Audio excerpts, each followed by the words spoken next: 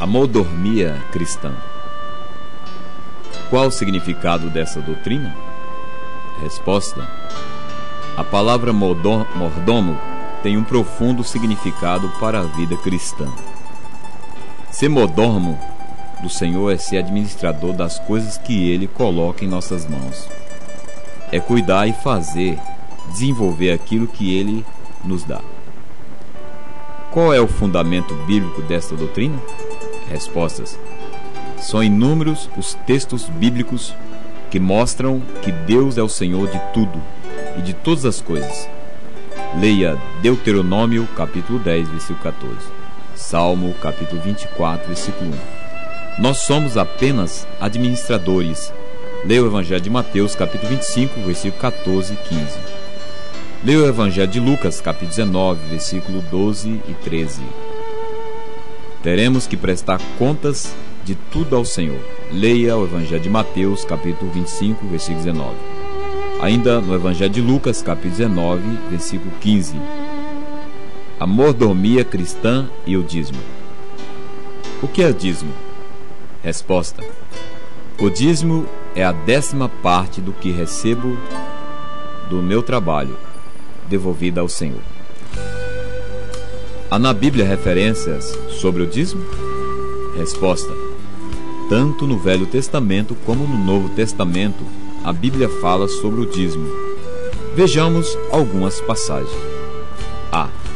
O dízimo antes da lei ser dada por Deus a Moisés. Leia Gênesis capítulo 14, versículo 18 ao 24. Gênesis capítulo 28, 18 ao 22. B. O dízimo no período da lei. Leia Levítico capítulo 27, versículo 30 ao 32. Números capítulo 18, versículo 24 ao 26. Deuteronômio capítulo 14, versículo 28. E Malaquias capítulo 3, versículo 7 ao 12. C. Recomendações de Jesus sobre o dever de dar o dízimo. Leia o Evangelho de Mateus, capítulo 23, versículo 23. Evangelho de Lucas, capítulo 11, versículo 42. D. Exemplos de pessoas que deram além do dízimo. Leia o Evangelho de Marcos, capítulo 12, versículo 41 ao 44. Evangelho de Lucas, capítulo 19, versículo 8. Livro de Atos, capítulo 2, versículo 44 ao 45. Por que devemos dar o dízimo? Resposta: 1.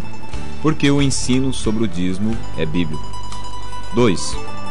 Porque o dízimo é um método de contribuição proporcional, isto é, tanto que ganha pouco como que ganha muito dão de acordo com o que ganham. 3. Porque é o método que mais beneficia a igreja. Se todos os membros da igreja forem dizimistas, não faltarão recursos para a realização da obra de Deus. 4. Porque é o método que traz consigo as promessas de bênçãos do Senhor. A experiência dos dizimistas é que eles são realmente abençoados pelo Senhor. Leia Malaquias, capítulo 3, versículo 10. A mordomia cristã e o corpo. Qual a relação do nosso corpo com Deus? Resposta: nosso corpo é a habitação do Espírito Santo. Leia a carta de 1 aos Coríntios, capítulo 6, versículos 19 e 20. Este é um privilégio sem medida para os cristãos. Somos habitação do próprio Deus. Quais são os nossos deveres para com o corpo? Resposta: sabendo que o nosso corpo é templo do Espírito Santo, devemos conservá-lo limpo e nas suas melhores condições possíveis de funcionamento. Por isso mesmo, o cristão deve abominar os vícios e todo tipo de excessos que possa prejudicar o corpo, que é a habitação do próprio Deus. A mordomia cristã e o templo. Qual é a importância do bom uso do templo na vida do cristão? Resposta: É preciso que administremos bem os nossos afazeres diários para que haja tempo disponível para as coisas espirituais. Não podemos deixar que a correria do dia a dia presente nos envolva. O apóstolo Paulo adverte sobre a necessidade de estarmos aproveitando o nosso tempo da melhor maneira possível. Leia a carta de Efésios, capítulo 5, versículo 15 e 16. Como poderei aproveitar bem o meu tempo? Resposta: a palavra-chave para o bom aproveitamento do tempo é organização, disciplina. Devemos organizar a nossa vida diária de tal maneira que possamos dar o máximo do nosso tempo às coisas de Deus, coisas de valor eterno, e o mínimo indispensável às coisas materiais e de valor transitório. Precisamos fazer de cada minuto disponível em nossa vida uma preciosa oportunidade para glorificar a Deus. A mordomia cristã e os talentos. Todos nós temos talento? Resposta: todos nós temos talento, ou dons, que nos foram entregues pelo próprio Senhor para que realizemos algo para a expansão do seu reino aqui na terra.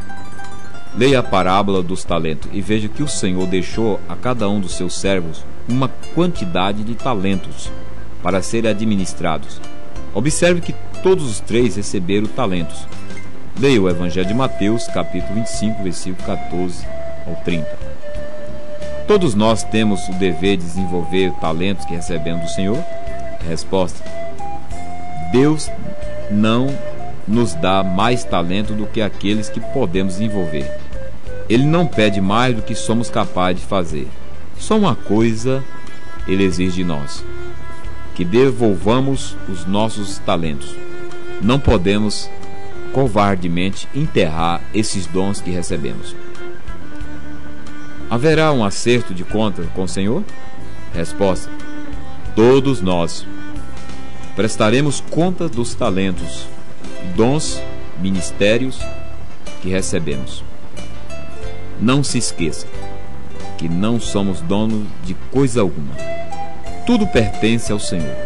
Portanto, nada mais natural do que um acerto de contas entre nós, os mordomos, e o dono de todas as coisas.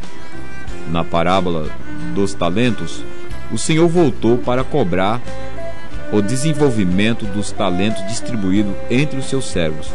Leia o Evangelho de Mateus, capítulo 25, versículo 19. O Senhor requer de nós, seus dispenseiros, fidelidade. Leia carta 1 Coríntios, capítulo 4, versículo 2. Que Ele nos encontre assim.